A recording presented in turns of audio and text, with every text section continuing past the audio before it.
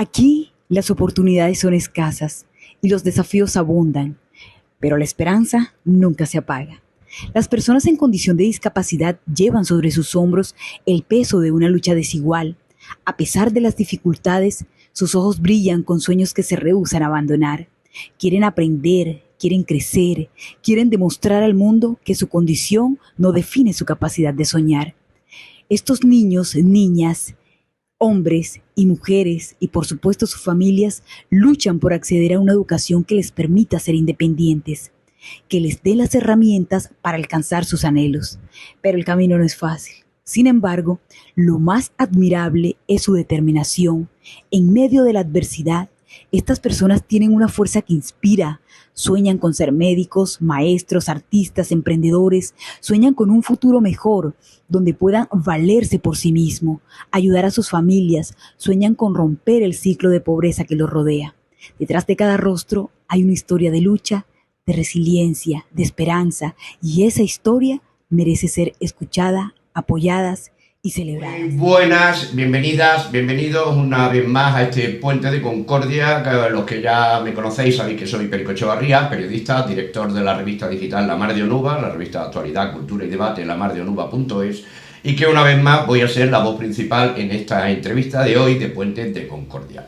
Hoy en concreto van a estar con nosotros y con todas nosotras Claudia Villar Ochoa y Adriana Cecilia Gandía Vázquez, que son lideresas sociales en el distrito de Córdoba, en Colombia. Con ellas vamos a hablar de trabajo social que llevan a cabo como lideresas sociales, que decimos en su comunidad, y como representantes de aquel territorio colombiano que hoy comunicamos a través de este puente una vez más transatlántico. Pero sin más, para empezar, si os parece bien, lo que vamos a hacer es que le vamos a dar la palabra a mi amigo Víctor Villafañe, director de Puentes de Concordia, que nos va a hacer la presentación más correcta de quiénes son nuestras invitadas de hoy. Adelante, Víctor, querido, bienvenido. Buenas tardes. Gracias, Perico, y gracias una vez más por participar en este programa. La lucha por la igualdad y el bienestar social nunca ha sido más importante. En el distrito de Córdoba, Colombia, dos mujeres valientes, Claudia Villar Ochoa y Adriana Cecilia Gandía Vázquez, se destacan como lideresas que inspiran a sus comunidades a luchar por sus derechos y mejorar su calidad de vida. Las lideresas sociales como Claudia y Adriana son fundamentales para el desarrollo de sus comunidades. Su trabajo se basa en la promoción de la igualdad de género y el empoderamiento de las mujeres. Por ejemplo, Claudia ha iniciado programas de formación para mujeres en habilidades técnicas, lo que les permite acceder a trabajos dignos y mejorar su situación económica. Estas iniciativas no solo benefician a las participantes, sino que también impactan positivamente en sus familias y comunidades, creando un efecto multiplicador que fomenta el progreso social.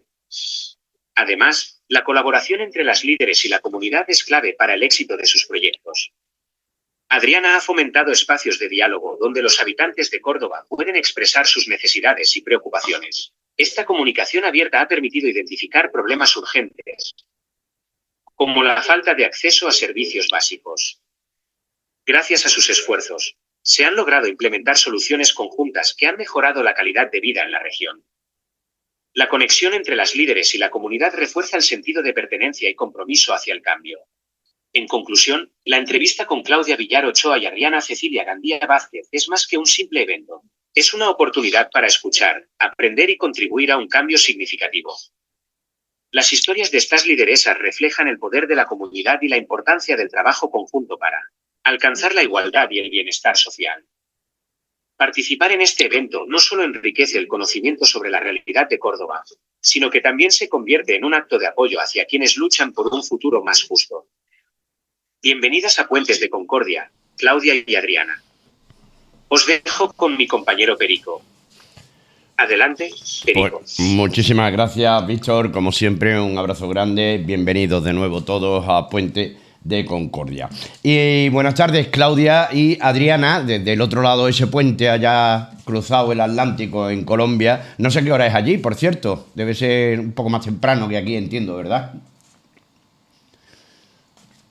Hola, Federico, buenas tardes. Hola, sí, Claudia, acá bienvenida. en Colombia, Córdoba, es la 1:36. La 1:36 de la tarde. Estamos con una temperatura de unos 38 grados y subiendo. Pues estamos parecidos. Sí, muy buenas tardes.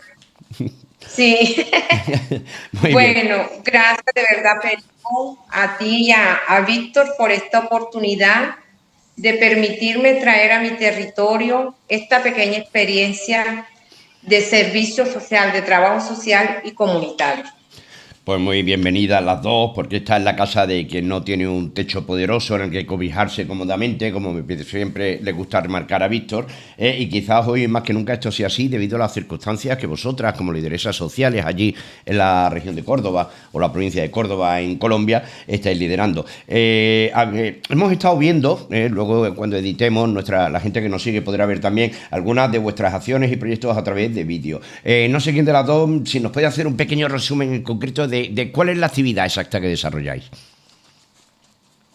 Bueno, si quieres inicio yo, Perico. Bueno, nuestra actividad social, primero que todo, bueno, hola a todos, soy Claudia Villar, líder social, mujer indígena, consejera de paz de Referente Mujer y hago parte de la Secretaría Técnica del Consejo de Paz del municipio de Canalete, Córdoba.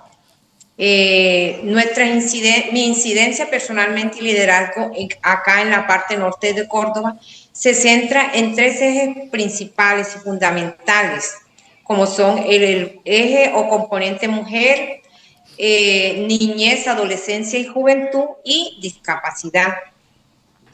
Esta trayectoria de más de 22 años, Perico y Víctor, ha venido en un construir día a día que yo en esta etapa de la vida que me encuentro, cuando me hago como a una ladera con todas las experiencias significantes y significativas que he tenido de este vivir social, cuando regreso y lanzo la mirada a mirar la senda que he trazado con la ayuda de Dios y de mi comunidad, la he rotulado y le he dado un nombre como economía de liderazgo social en Córdoba y especialmente en Canalete, Córdoba, por parte de Claudia Villar Ochoa.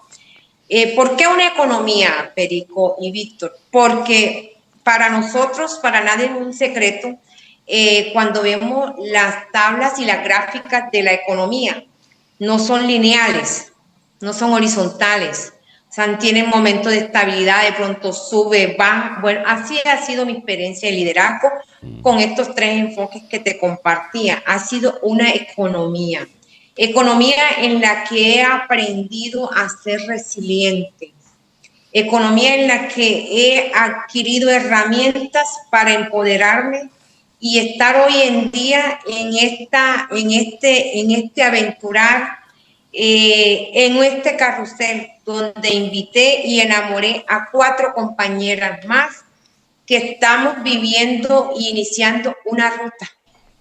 La ruta de ser la voz para anunciar y ayudar a construir alas para volar.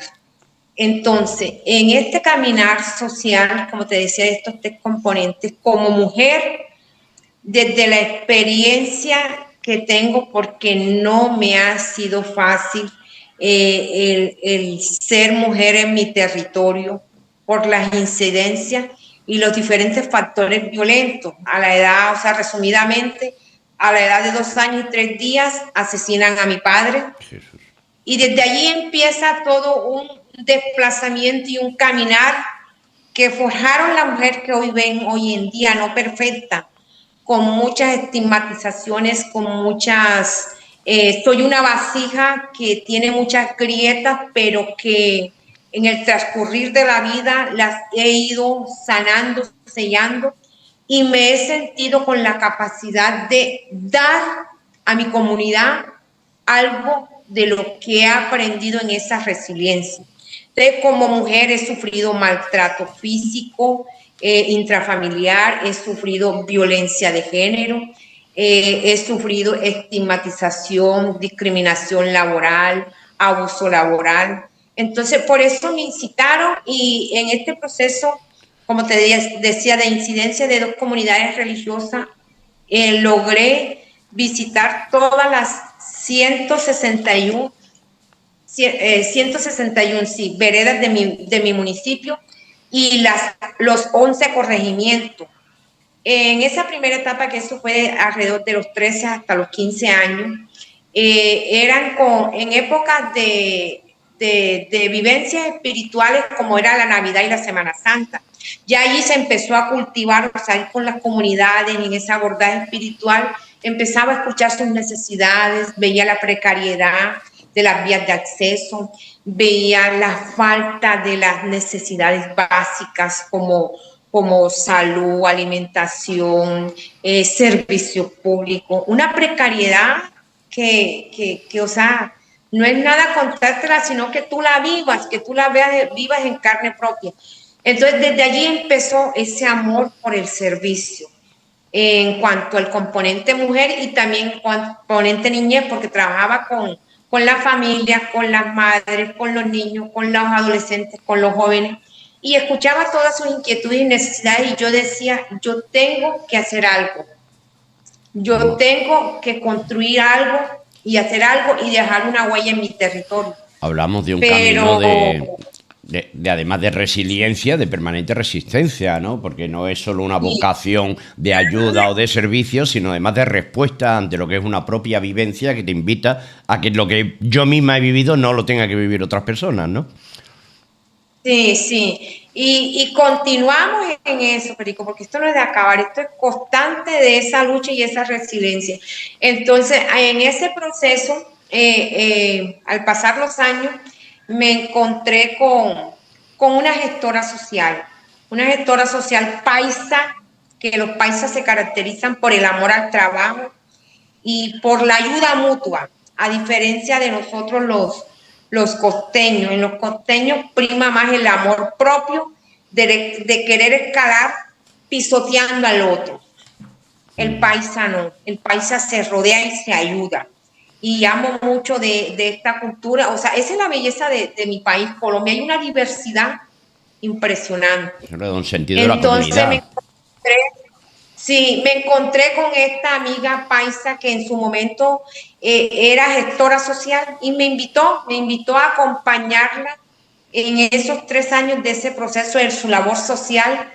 Y aquí sí que empecé una ruta de empoderamiento y trabajo hacia la mujer, desde la vivencia que yo tenía de ese maltrato intrafamiliar, sometimiento, precariedad, de no tener voz, de no ser escuchada, que cuando intentaba hacer liderazgo era estigmatizada hasta por las mismas mujeres, o sea, no eran sororas conmigo. Y en la actualidad Adriana y yo lo vivimos. Muchas de las colegas lideresas y grandes funcionarias de nuestro territorio no nos aceptan y nos atacan, nos sentimos asediadas, pero eso o sea, en algo que hace parte como de mi naturaleza. Cuando a mí me dicen un no, para Claudia Villar Ochoa es un sí contundente. Para mí no hay no.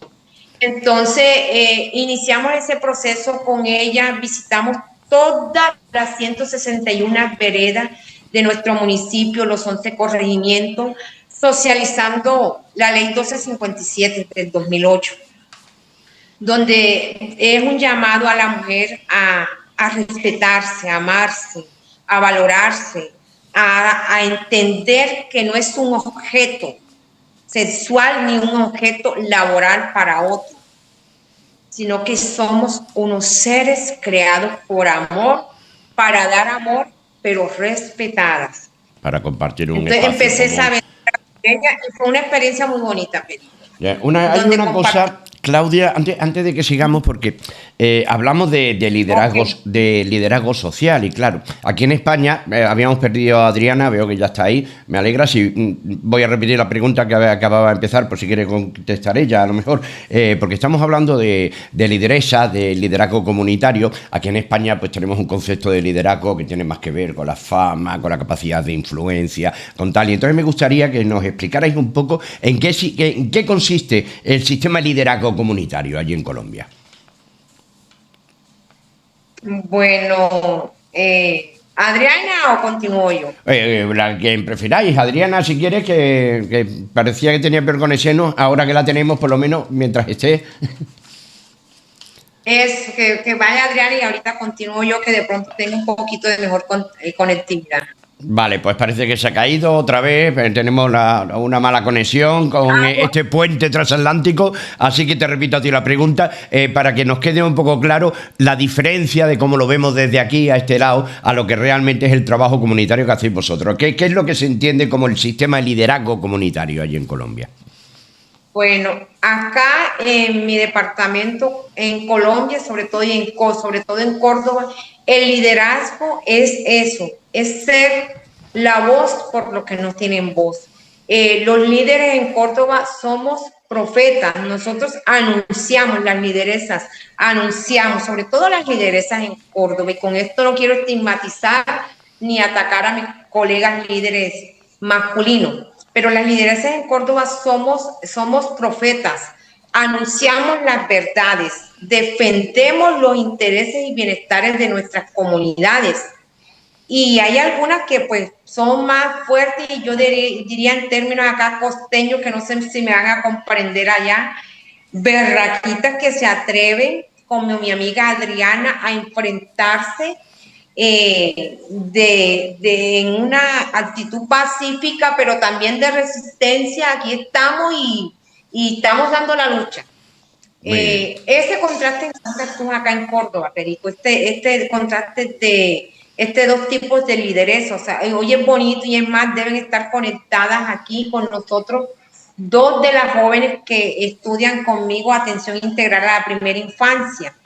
Ellas tienen una labor y es participar de esta entrevista y hacer un paralelo entre lo que es ser lideresas en el sur y acá en esta parte norte de Córdoba. Entonces, las lideresas en el departamento de Córdoba somos eso, somos profetizas que anunciamos y denunciamos y tratamos de ser la voz de esos que no tienen voz. Y esto es lo que nos acata todas las persecuciones que tenemos, Perico, porque acá ser líder no es un protagonismo de buscar un antonismo ante las redes sociales, de que seamos seguidos, porque, o sea, nosotros somos poco de documentar. O sea, en mi parte, a veces me recuerdo con esta compañera, con esta gestora social, que pues no menciono su nombre por respeto, porque es una mujer que le gusta dejar huella, pero no tener protagonismo. Y de eso a ella le aprendí mucho liderazgo. De eso.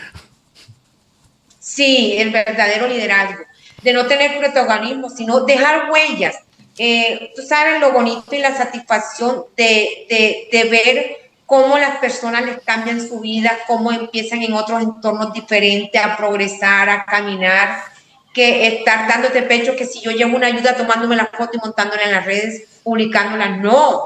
O sea, ella a veces nos reclamaba, ay, Clau, nosotros hacemos y no nos tomamos la evidencia, porque se nos olvidaba, nos entregábamos tanto con la comunidad que solo quedaba en nuestras memorias y en la memoria de ellos. Entonces, pero con el trabajo que ella estaba haciendo como gestora necesitaba y le tocó conseguir a alguien que nos hiciera, porque en ocasiones lo hacía yo y ella me decía, ¿usted por qué no sale? Yo dije, porque yo le estaba tomando la foto, porque yo le estaba grabando el video a usted.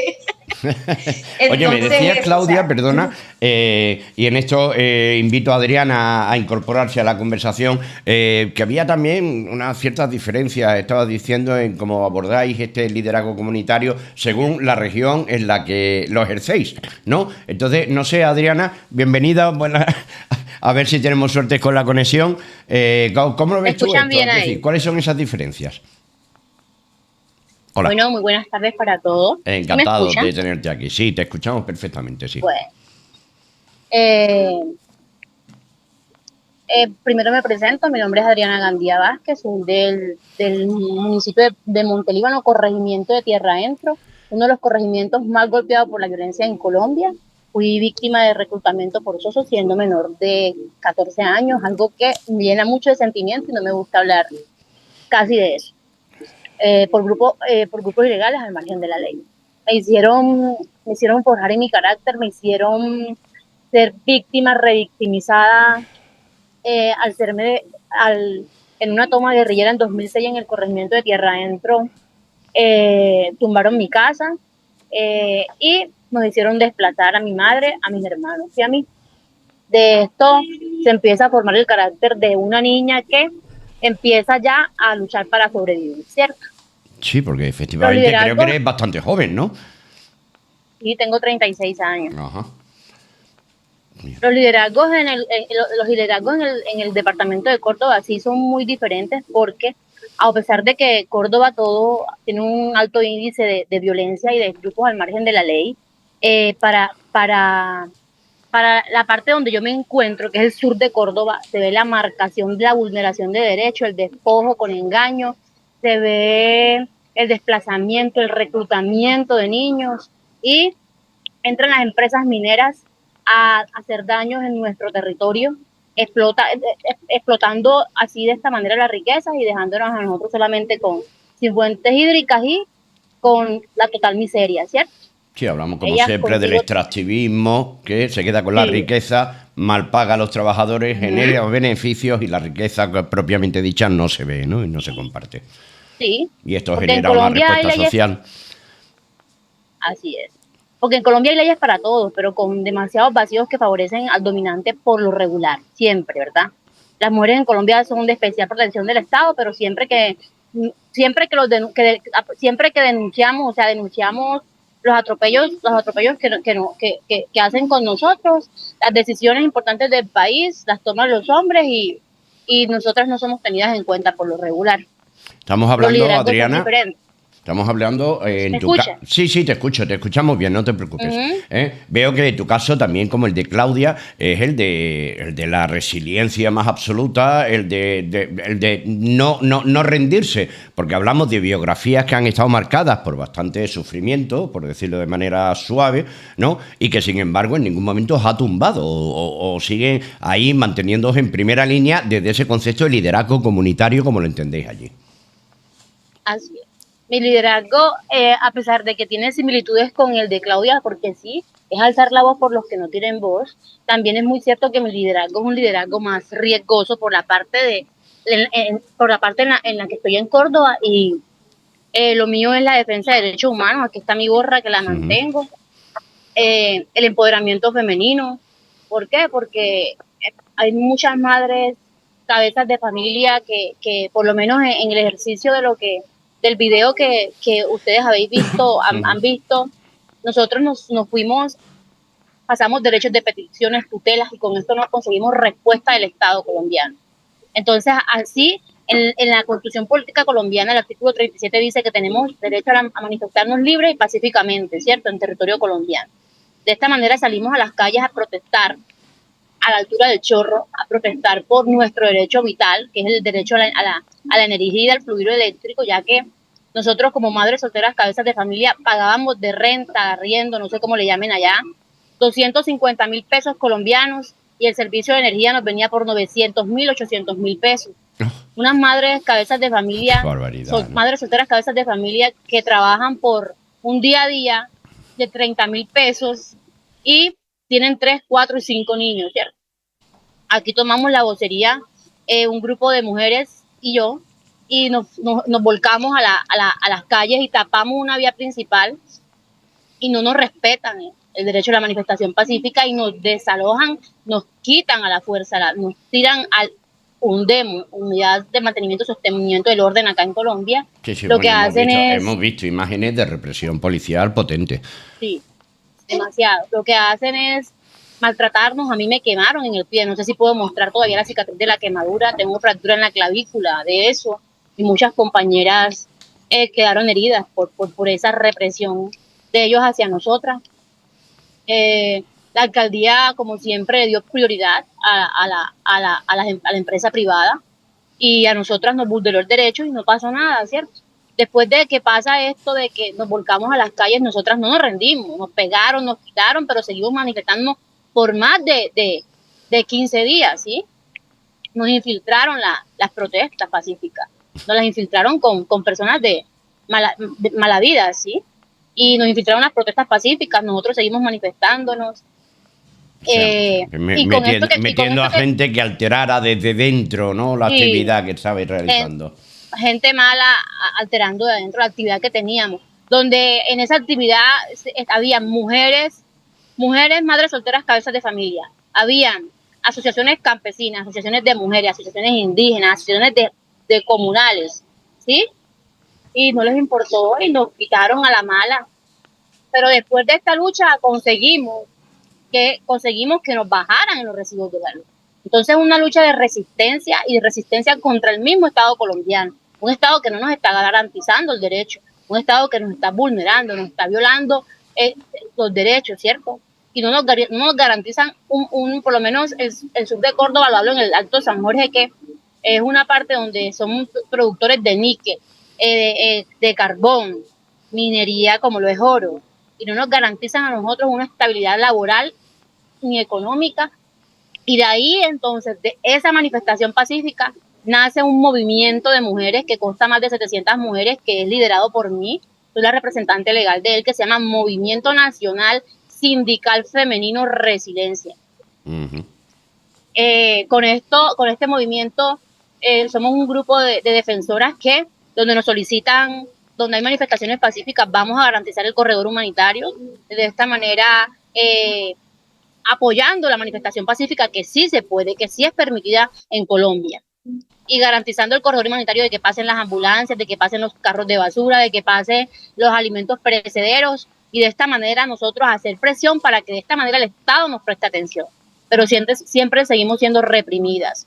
Después que nos reprime el Estado, nos hace persecución una dependencia de la policía que se llama civil, y empiezan las amenazas de los grupos al margen de la ley, haciéndonos salir de nuestros territorios, amenazándonos, atentando contra nuestras familias. Es algo bastante complejo. Estamos hablando de una especie de estado paralelo, ¿no? Porque de alguna forma, desde este lado del Atlántico, pues se tiene una idea de que parece que en Colombia se está avanzando en términos de políticas sociales. No sé si vosotras estáis notando esa mejoría o es solo una percepción que tenemos aquí, que desde ese espíritu de querencia progresista y de creer que las cosas, que los cambios se van produciendo en otras partes del mundo. ¿Es el propio Estado aún quien está en contra de estos movimientos o sigue persiguiendo esa existencia de fuerzas como paralelas que ejercen una autoridad que no les pertenece, que les es impropia? Perico, lo que pasa es que las mujeres en Colombia tienen políticas públicas y espacios de participación ciudadana, pero y toma decisiones importantes para el país, pero estas mujeres las escogen las empresas privadas y los políticos poderosos de los departamentos, silenciando a las verdaderas lideresas. O sea, los espacios de las verdaderas lideresas no están en las plataformas. Los espacios de las verdaderas lideresas de las que en verdad saben qué es lo que pasa en territorios, porque hay territorios súper abandonados, que es el abandono estatal absoluto, territorios donde las víctimas ni siquiera han sido reparadas, ¿cierto? Que les ha tocado que retornar por la falta de asistencia al Estado. Ya. Porque también, así como lo dices, o sea, se habla de un cambio y efectivamente eso se ve en el interior del país, en las ciudades, pero en los municipios como donde nosotros estamos, que prima la politiquería, porque ni siquiera es la política, la politiquería, la monopolización de las empresas privadas y explotando nuestro territorio, dañando nuestras fuentes hídricas, y al nosotros alzar la voz es la represión contra nosotras, ¿cierto? Entiendo. Entonces, perfectamente. ¿A quién ponen en las plataformas y con quién trabajan? Con las personas que sí callan, las que sí aplauden, las que sí firman, las que no hacemos ese trabajo, como lo soy yo, como lo es Claudia, como lo son muchas lideresas de acá del departamento de Córdoba. A nosotros nos estigmatiza. Ya, siempre, como ocurre en todas partes, pues hay quien promociona y quien facilita el acceso a quien sirve mejor a sus intereses. Oye, antes de pasar un poco a lo que viene siendo el leitmotiv de estos Puentes de Concordia, que tiene que ver con tema de discapacidad, no sé si Claudia, de todo esto que estabas diciendo, quería añadir algo. Hola, sí, Perico, quería añadir lo siguiente. Lo que dice la compañera Adriana es verdad. O sea, somos atacadas, somos estigmatizadas y hasta nos colocan rótulos que somos locas. Que mire, esas viejas son locas. ¿Quién les va a creer? O sea, una lucha sin razón de ser. Porque, o sea, hubo alguien que yo consideraba... Como siempre, la lucha política, la deshumanización, ¿no? del adversario. Sí, entonces nos colocan en esa desacreditación social de que no nos presten atención, de que eso de nosotros no vale. Hubo varios politiqueros de estos que me dijeron, tú eres loca, eso no da dinero, eso no da plata. Qué tristeza que un trabajo que se hace por un bien común. Yo amo la política, pero la política es buscar el bienestar y los derroteros de la buena La política es la gestión de lo público. Manejo de recursos de los territorios. Lo que no amo es la politiquería, que es lo que abunda en mi territorio, y lo que dice Adriana. Nosotros somos perseguidas por las políticas locales. Y, o sea, no por la política nacional, que es la primera vez que nosotros tenemos el acompañamiento de una política progresista del pueblo. En esta actualidad, esta política, lo que dice Adriana, se ve en las ciudades, y esto, o sea, ¿qué nos favorece? La inclusión para las contrataciones a nivel de las asocomunales, las asociaciones campesinas y todo esto, las fundaciones. Pero nos ha expuesto, Perico, porque nosotros realizábamos un liderazgo, y en esas malas comunicaciones que nos hacen los autores o la otra cultura que no acepta nuestra labor, subcultura, porque son una cultura, subcultura, en esa posición hacen que nuestro trabajo se fortalezca, porque mientras ellos nos hacen campaña de que no, nosotros avanzábamos en la clandestinidad, nosotros avanzábamos y seguíamos haciendo esa presión, y nuestro trabajo, nuestra labor en este gobierno progresista del pueblo, somos visibilizadas, y al ser visibilizadas, al darnos la importancia, estamos más expuestos. Entonces, y no es fácil todo el proceso de cambio que nos está llevando nuestro presidente Gustavo Petro. Estamos en una situación de lo que... Sí, continúa. No, quería decir que tiene como una especie de contrapartida, que los avances que permiten que se visibilicen más las situaciones de poblaciones más vulnerables o de espacios más pequeños, esa proyección se convierte también en un espacio de peligro para vosotras. Sí, totalmente, porque estamos completamente visibilizadas, nos tienen identificadas, aparecemos en bases de datos de la política contraria. Y ese es todo, o sea, a nosotros todo el tiempo han habido persecuciones y ataques, pero desde que se inició este nuevo gobierno de cambio, las agresiones y la persecución ha aumentado notablemente 100%. O sea, yo me daba el lujo de ser la única lideresa del departamento de Córdoba que asistía a las actividades de liderazgo, de reuniones, capacitaciones, que no estaba amanezada, que no tenía desplazamiento, que no tenía esquema de seguridad, ni nada, y no tengo esquema de seguridad en la actualidad, pero sí he sido desplazada ya en menos de un año 3 veces, he sufrido amenaza, hostigamiento, y aquí estoy. O sea, nos han pasado, a Adriana y a mi persona nos han pasado eventos frecuentes muy fuertes, que uno lo vive con resiliencia y en silencio, tratando de denunciar y activar la ruta, porque lo que dice Adriana no es mentira, Perico. O sea, no, por ejemplo, a mí me pasa en mi territorio, yo denuncio, y lo que denuncio no aparece. Yo tengo que denunciar en otro territorio. Ya entiendo. Entonces, son situaciones de vulneración de derechos tremendas, y aunque tenemos un gobierno progresista, un gobierno del pueblo, del cambio, no es en todo el país que está sucediendo ese cambio, como decía Adriana. ¿Por qué? Porque tenemos un gobierno departamental y un gobierno local que no son de las políticas del presidente. Entiendo. Y para los cuales nosotros somos la piedra en el zapato. El escrúpulo. Y no me da miedo decirlo, o sea, lo digo con autoridad de la resiliencia que tengo y con amor de mi territorio. O sea, somos la piedra en el zapato. Y yo no sé si a Adriana le ha pasado, pero yo trato de mi territorio visitar las entidades públicas, lo que ustedes llaman ayuntamiento, y me tratan de prohibir la entrada. O sea, se paran y colocan la mano como que no eres bienvenida. Yo le digo buenas tardes, con permiso, yo hago parte de este territorio y el funcionario que está a cargo, aunque no comparta ideales de esa persona ni comparte, es mi funcionario porque yo soy de aquí, este es mi territorio. Y aunque no lo comparta, tengo que aceptarlo. Y entro. Entonces, es una situación que, como te decía, quien lo vive es quien lo goza. Y que de pronto para ustedes se les abarcar y creer, pero es la realidad que vivimos. Es la realidad que vivimos. Y las lideresas como Adriana, mi persona y muchas más que hay en nuestro departamento, sufrimos con eso, con esa estigmatización, con esa persecución y sufrimos por la vulneración de nuestros derechos y la falta de oportunidades.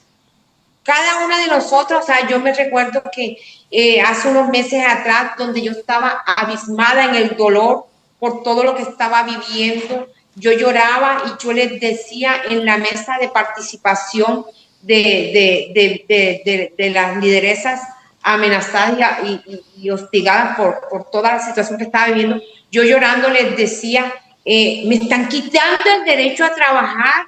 He presentado más de 200 hojas de vida y he tocado puertas y toco puertas, paso entrevista, paso periodo de prueba y cuando llega la contratación hacen una llamada, lo siento, no podemos contratarte.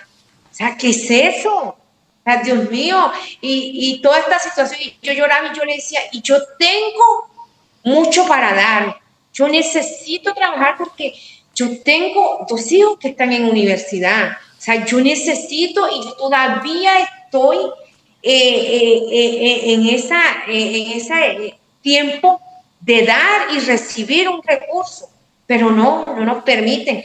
Entonces, nos toca vivir, como dice Adriana, del día a día, no me lo vas a creer, Perico, pues me tocó salir de mi territorio y vivir la nueva esclavitud, que por eso también rescato y amo tanto la labor social por las mujeres, la nueva esclavitud que se vive en Colombia y en Córdoba, de trabajar no es por darme la de los estudios que tengo, pero en la lideresa que soy, la formación que tengo, de entrar a una casa de familia como empleada doméstica y sufrir los engaños de la contratación que pactan contigo y vivir la esclavitud. Eso fue vivir la esclavitud, donde te tienes que levantar 4 de la mañana y son las 10 de la noche y tú estás como si estuvieras en un servicio personalizado de atención a cada miembro pidiéndote una comida diferente, haciendo aseo a toda hora. O sea, me sentí morir y viví eso. Explotación basada en la necesidad, que son las claves de eso que conocemos como la nueva esclavitud o la esclavitud del siglo XXI. Tenemos algunas personas que están viéndonos mientras hablamos, están haciendo algunos comentarios. Propio Víctor decía respecto a la situación antes, que en el momento que se institucionalizan un poco, te están exponiendo públicamente. Y luego estaba Olga, creo que está por aquí también, que afirma que esto tiene que ver también con los avances y la resistencia de los grupos de extrema derecha, de una ultraderecha que se está haciendo fuerte y que además se está manifestando con mucha potencia. No sé, Adriana, si compartes este comentario que nos hacía la compañera Olga, que nos está viendo. ¿Me puede hacer favor de repetirme? Sí, te decía que las personas que nos ven, que van haciendo comentarios por el chat interno, ¿no? Que había una persona que decía, aparte de la exposición que supone la institucionalización de la labor que se hacen en defensa de los demás, pues también la resistencia de los grupos de extrema derecha que permanecen muy activos, con mucha fuerza y que representan intereses que son generalmente los que lideran desde otra parte evitar movimientos como los que vosotros protagonizáis. Efectivamente, eso es así como ella lo dice. En Colombia, con este gobierno que entra en una transición, y al entrar en esa transición, los políticos tradicionales de ultraderecha pues, siempre van a impedir esto, ¿cierto? Por esa razón, la represión que tenemos nosotros, las empresas mineras, por lo regular en su totalidad privadas, son quien más nos reprime. Y es un miedo que tenemos nosotros, que ahora se aproximan ya casi elecciones de presidencia, y si gana la ultraderecha, ¿qué se espera para nosotros? Es la pregunta que nos hacemos día a día, y sabemos que si tenemos esta persecución, estando en un gobierno de cambio, de transición, para ultraderecha, nosotros lo que nos espera es la muerte. Eso no es un secreto para nadie, ¿cierto? Porque aquí, cuando la gente se revela en pos del pueblo, simple y sencillamente la eliminan. Aquí no le interesa que los hijos de pobres, los hijos de los pobres se eduquen, porque es que los pobres en Colombia somos los que ponemos los muertos. Los ejércitos de Colombia están formados por los hijos de los pobres. Los grupos al margen de la ley están formados por los hijos de los pobres. ¿Por qué? Porque de esta manera, al no tener cómo dar un sustento a su familia, entonces, ¿qué hacen? Han convertido en presa fácil por la vulnerabilidad y la necesidad. Pasa eso. Oye, Totalmente. Me encantaría Es lo que... seguir hablando mucho sobre todo porque no deja de sorprendernos seguir escuchando cosas que están pasando en nuestro propio entorno, porque este mar que nos separa no deja de ser una cuestión de simple distancia sobre personas que somos iguales. Como ya sabéis, estos puentes de concordia que dirige el compañero Víctor están muy centrados especialmente en temas de discapacidad, y sabemos que también es uno de los frentes, de los focos con los que tenéis que enfrentar desde vuestro liderazgo comunitario en personas que, además de esa vulnerabilidad con la que ya trabajáis habitualmente, se encuentran con ese problema añadido de una discapacidad en territorios con recursos limitados o donde no hay un servicio y un sistema que garantice la supervivencia en buenas condiciones de las personas que tienen algún tipo de discapacidad, como digo. Totalmente,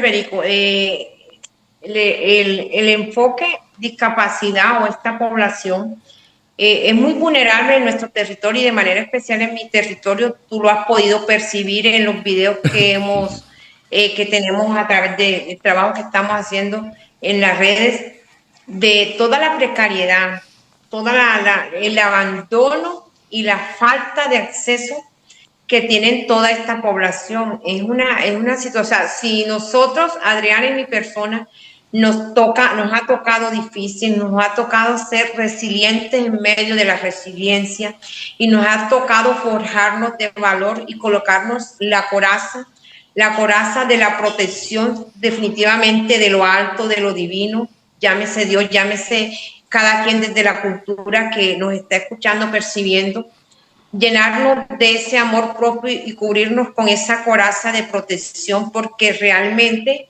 no tenemos las garantías.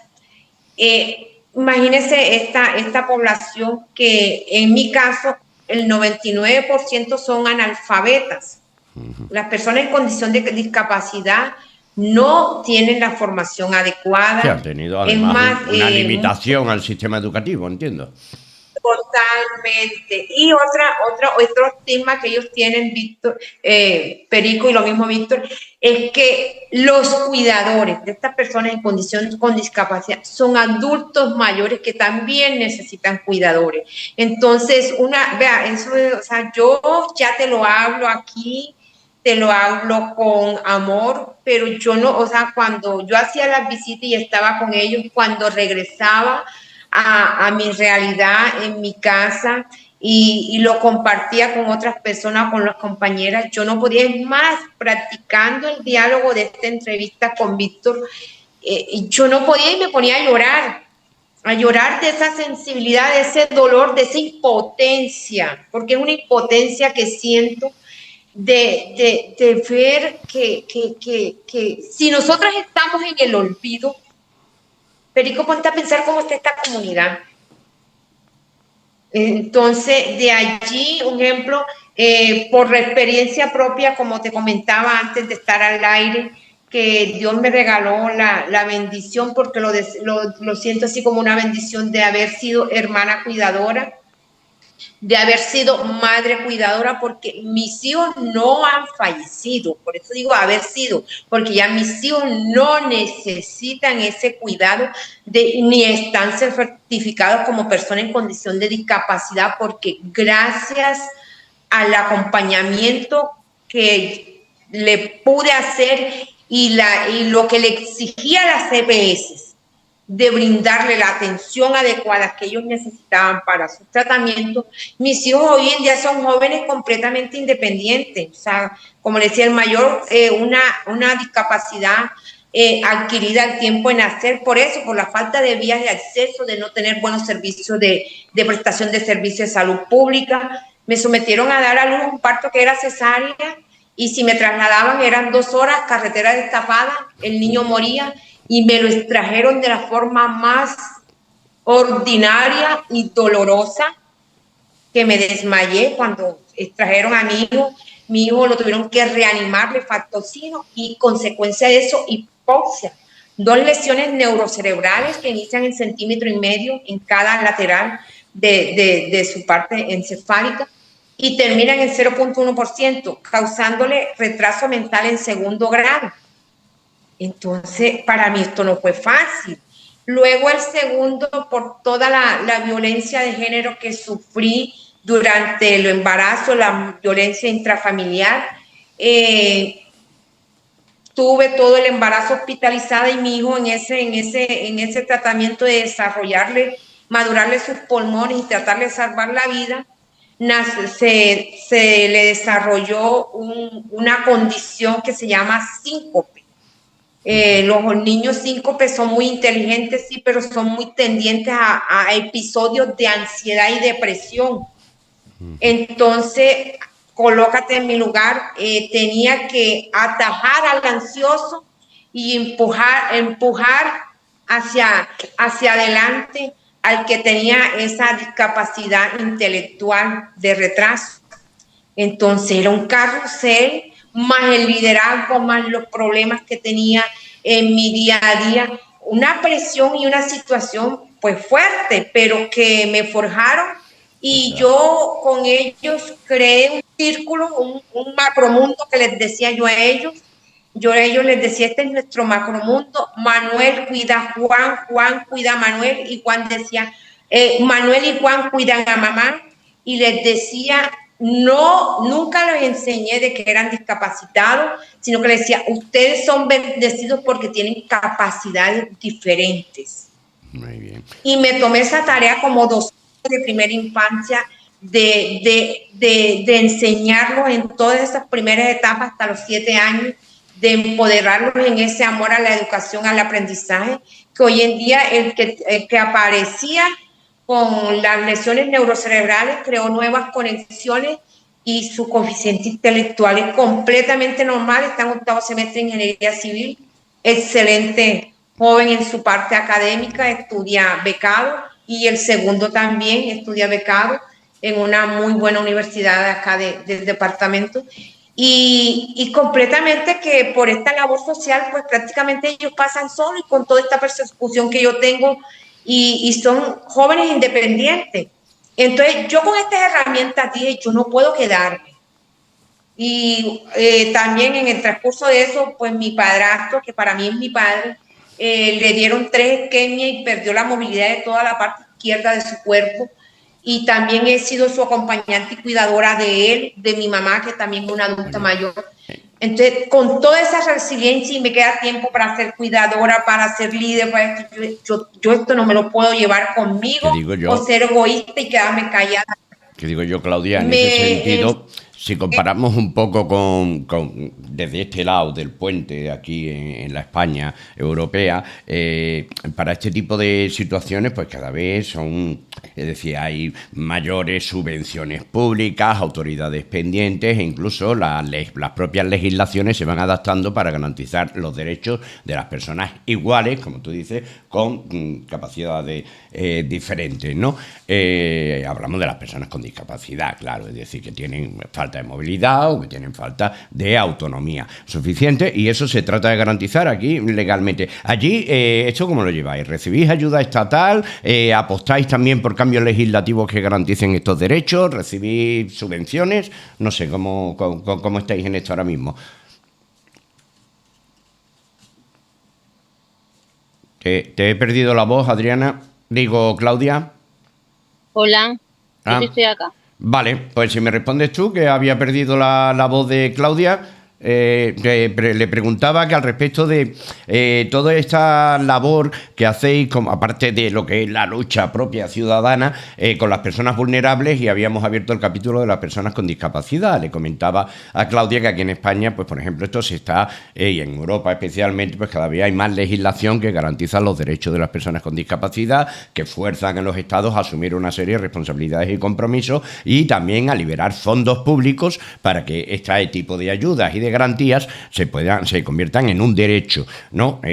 También económicamente. No sé allí cómo lleváis esto, si se están produciendo avances también, si recibís ayuda institucional para este tipo de personas vulnerables y si tenéis sobre todo fondos públicos que garanticen la continuidad de los proyectos que ponéis en marcha. Ay, no, Perico, no, o sea, particularmente no cuento con ayuda estatal, no. Es más, en cuanto a discapacidad, apenas en las capitales como lo es Montería, se está iniciando la socialización de la ley de cuidado como un proyecto piloto, pero en nuestros territorios no. Mire, les voy a contar una anécdota y pues a mí me impresionó mucho y con todo este proceso de este proyecto que estamos empezando, iniciando de formar esa escuela para padres y cuidadores, como les decía, no es fácil con la situación que vivimos de ser un municipio de sexta categoría, pobreza extrema, atropellado por la politiquería y toda esta situación de falta de generación. O sea, en Canalete no contamos con fuentes de empresas que generen empleo, no. Somos una región campesina, pero el campesino no tiene tierra. El campesino está en el pueblo ejerciendo mototaxismo o mirando a ver qué le sale en el día a día para trabajar, porque el campesino fue desplazado, hostigado y le obligaron prácticamente a regalar sus tierras. Y todos los procesos de restitución de tierras van a muy paso lento, ahorita un poquito con los procesos de este nuevo gobierno, pero eso no ha sido fácil. Entonces, nosotros no recibimos ayuda del Estado, pero sí nos ven como un referente que estamos trabajando por la discapacidad, que cuando las personas van preguntando por algo que tenga que ver con discapacidad, los envían a mi casa. O sea, y yo siento una impotencia porque a muchos les ayuda en la activación de la directamente a tu propia casa. Sí, o sea, no, eso lo trabaja porque me conocen como la seño. Eso lo trabaja, discapacidad, eso lo trabaja la seño Claudia. Y llegan allá a buscarme, a buscar ayuda, a pedir a que cómo les ayuda para conseguir una silla de ruedas, para una rehabilitación. Entonces, en los procesos de eso les ayudo a través de las EPS, cómo hacer la ruta, cómo hacer los derechos de peticiones, dónde tienen que ir para colocar una acción de tutela. En esos procesos las acompaño, pero muchos van buscando un recurso para satisfacer sus necesidades básicas, como la alimentación, porque Perico no es un secreto. O sea, esta comunidad de nosotros de discapacidad vive en una pobreza extrema y, como te digo, son muchos acompañados por padres mayores o por un solo padre y nadie está generando recursos. Tú pudiste ver en uno de los videos que hay en una casa que yo ese día, yo regresé dando gracias a Dios por el amor, por la misericordia que ha tenido conmigo, con mis hijos, y le decía, Señor, ¿cómo puede haber personas? Yo sí, para mí el dolor y lo que he vivido es grande. ¿Cómo pueden haber personas que están viviendo cosas peores que nosotros? Dios mío, o sea, 4 personas discapacitadas en una casa y nadie trabaja. Nadie poniendo. Todo, y con discapacidad múltiples, todos 4. O sea, Dios mío. O sea, tú no sabes el dolor que me da a mí tener una compañera que es consejera de paz, que está aquí en este grupo de esta ruta que nos montamos por la discapacidad para fundar la escuela de padres y cuidadores, que adquirió la discapacidad hace 10 años, perdió su vista, su gusto y el olfato, y que no ha podido hacer el proceso con la EPS para su rehabilitación porque no hay quien la acompañe o la oriente. Y es la representante, es la lideresa de los discapacitados Y a mí me da un dolor, o sea, y yo cuando hablaba de ella, a mí me dolía porque yo quisiera tener la libertad y el tiempo de estar con ella y hacer toda la ruta. Pero la persecución que tengo, el hostigamiento que nos hace y todos los ataques por salvaguardar mi integridad, no puedo estar todo el tiempo con ella. Pero no hago pauta y por eso y que no puede uno bilocarse y estar en todas las partes, porque necesitaríamos clonarnos para poder atendiendo a todo esto. Adriana, no sé si quieres añadir algo en esto, proceso también de cuáles son esas necesidades y cuáles son esas reivindicaciones que los colectivos, los que lideráis, las lideresas comunitarias, también respecto a estos grupos con mayor vulnerabilidad. Bueno, como lo decíamos inicialmente, en el territorio donde está Claudia es muy diferente a donde yo estoy. Donde está Claudia, por lo menos ellos tienen acceso a que de pronto a que de pronto tengan más posibilidades, pero en el sur de Córdoba, te hablo del Alto San Jorge, es que nosotros trabajamos con niños, en estos momentos con 20 niños discapacitados. Estos niños ni siquiera, o sea, están diagnosticados todavía, ¿cierto? Entonces, venimos nosotros haciendo una campaña dentro del movimiento femenino. Y esta campaña consiste en nosotras mismas como madres y cuidadoras de ellos, porque, o sea, yo cuento con la fortuna de tener 3 hijos, pero mis hijos, gracias a Dios, me los regaló sin discapacidad, ¿cierto? Pero a otras compañeras, sus hijos son discapacitados y en el estado de extrema pobreza es muy difícil sostener las necesidades de un niño discapacitado, teniendo en cuenta que acá no existe ni siquiera una política pública para los discapacitados, ¿cierto? Donde ni siquiera contamos con un hospital de segundo nivel, pues apenas en los hospitales de acá encontramos atención de un médico general, ¿no? Tú no encuentras un especialista, no encuentras un pediatra, un neuropediatra, o sea, es muy difícil lo que es casco urbano.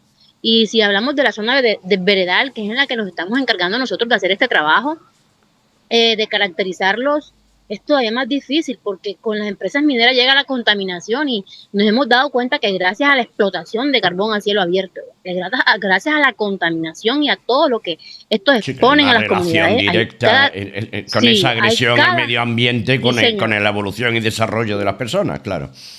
Totalmente, cada vez nacen niños con más discapacidades, por lo regular.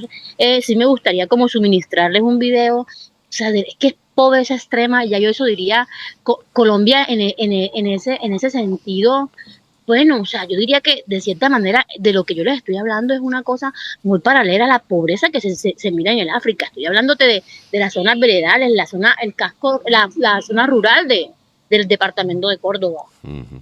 En estos días hacíamos una visita a un niño y tiene una parálisis y ni siquiera con una silla de ruedas cuenta, o sea, tirado en el piso, arrastrado, donde no tienen un piso ni siquiera de cemento, sino la tierra viva, se arrastra jalándose, o sea, es denigrante, es doloroso, es súper duro lo que esta gente vive, esta comunidad vive. Entonces, ¿nosotras qué hacemos? Hacemos comidas, de esta manera estamos en estos momentos ayudando a 20 familias con niños discapacitados, les suministramos un mercadito, nada más ayer me estaban llamando, porque hay unos que están bajo de peso, ya conseguimos que 6 fuesen atendidos, entonces estamos, a unos le mandaron, le suministraron Pediasur y hacemos las recolectas y amigos nos entregan el suplemento y se los llevamos y las madres contentas dicen, sí está subiendo de peso, pero ya se la acabó y el miedo es el no tener,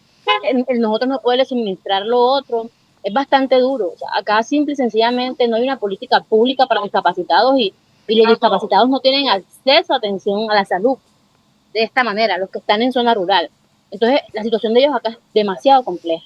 Comprendo perfectamente. Oye, de verdad me gustaría seguir hablando muchísimo rato, pero consumimos el tiempo. No sé si había algunas personas que estaban online, si quisieran hacer alguna pregunta, que la hagan ahora mismo en el chat, y si no, vamos despidiendo ya.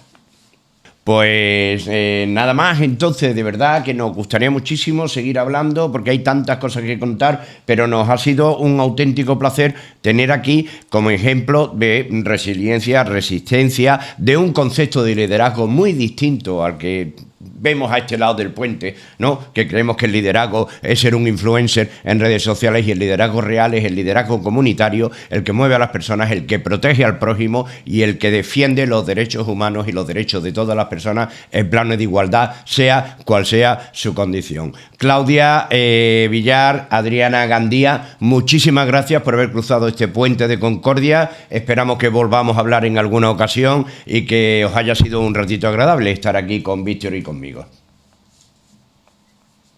Gracias, Perico y Víctor, y de verdad queremos que a través de esta alocución que ha tenido mi compañera Adriana en persona, queremos tocar corazones, queremos tocar las vibras y las entrañas de cada persona que tenga la oportunidad de compartir este momento que vivimos con ustedes, para sensibilizar y motivarlos a que nos ayuden a crear esas salas, a construir ese mundo diferente y a minimizar todas las necesidades que tienen estas personas. Muchísimas gracias.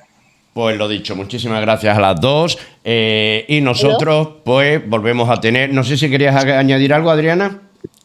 Sí, yo te quería añadir algo. Quería también darles las gracias por abrirnos este espacio que acá no tenemos, ¿sí?